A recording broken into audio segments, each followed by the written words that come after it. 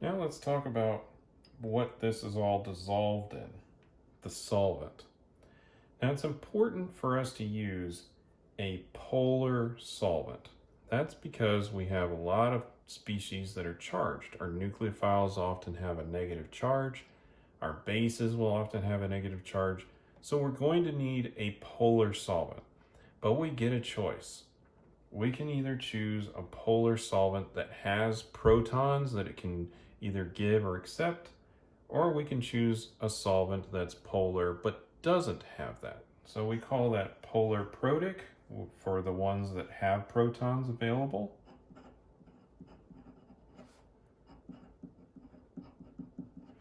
And then we have polar aprotic, which is just not protic.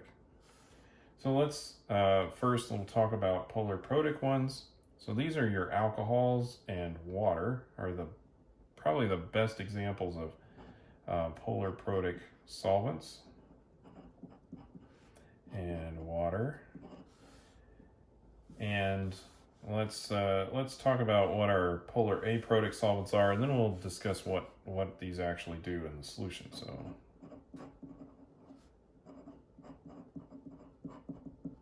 So polar but not protic. So in this case, we've got DMSO, so dimethyl sulfoxide. Everybody generally just says DMSO. We have DMF, which is dimethyl formamide. So the form is coming from this part. And then we have our amide and the two methyls. This one's gets used quite a bit. Acetonitrile is another one.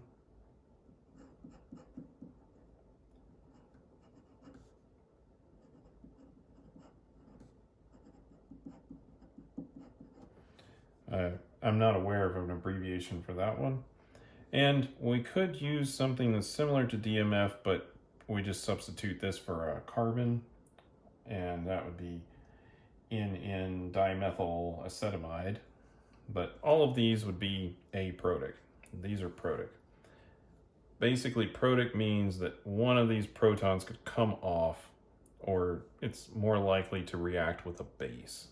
These are not going to react with bases. The protons, whatever hydrogens are on here, are going to stay on these molecules. So what does this do to our competition between SN1, E1, SN2, E2? Well, these polar protics tend to stabilize charged species a lot better than the polar aprotics. All right? So that means that these favor SN1 and E1 reactions. They also do something else. These weaken nucleophiles. They tend to surround the nucleophiles, and then they kind of stabilize that negative charge that's on the nucleophile, and that makes it weaker. So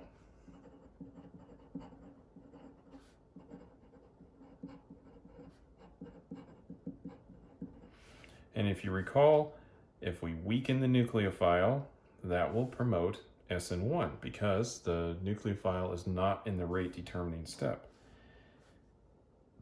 These polar protic solvents also tend to stabilize the leaving group. The leaving group will probably have a charge on it, or in a lot of cases they have a charge on it. And these polar protic have a tendency to surround that really tightly.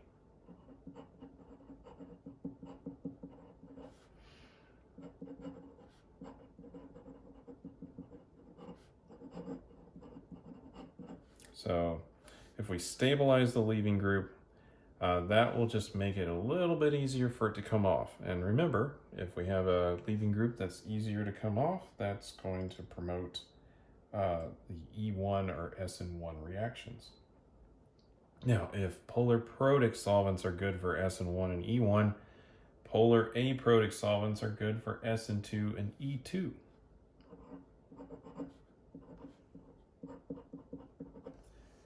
Now, we want something here that's not interacting as well with the nucleophile or the base, because the strength of that does matter in these reactions. Right? So these are weakly interacting with the attacking species.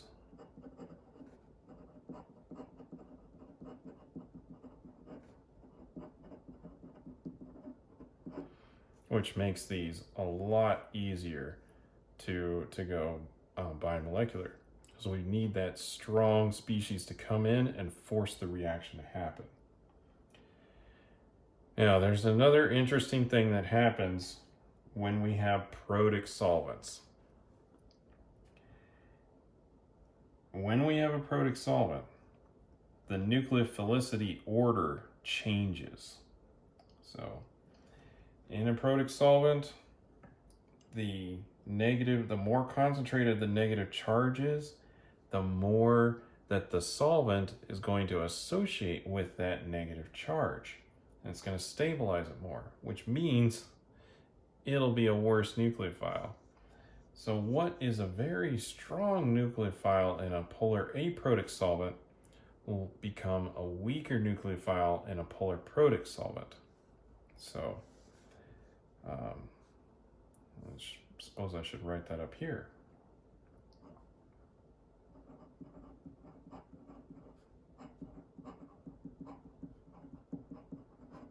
So the nucleophilicity order will change. So negative charges that are usually a good strong negative charge makes an excellent nucleophile, but in a protic solvent that will weaken it. So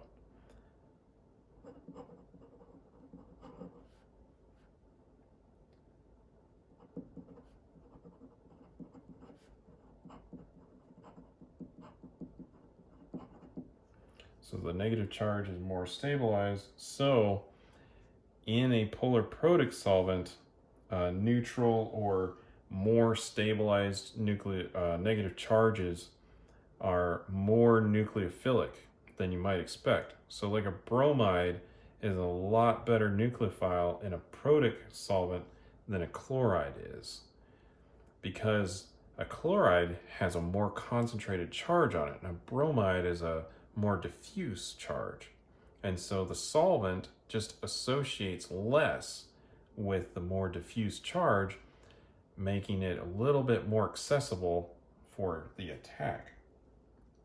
So it's an interesting effect that is also important in the solvent. And this is something to consider in both SN1 and E1 and SN2 and E2 reactions. This, well, I suppose if we're talking about a nucleophile, we're just really talking about the substitution reactions. But this order of reactivity will change based on what kind of solvent we're in.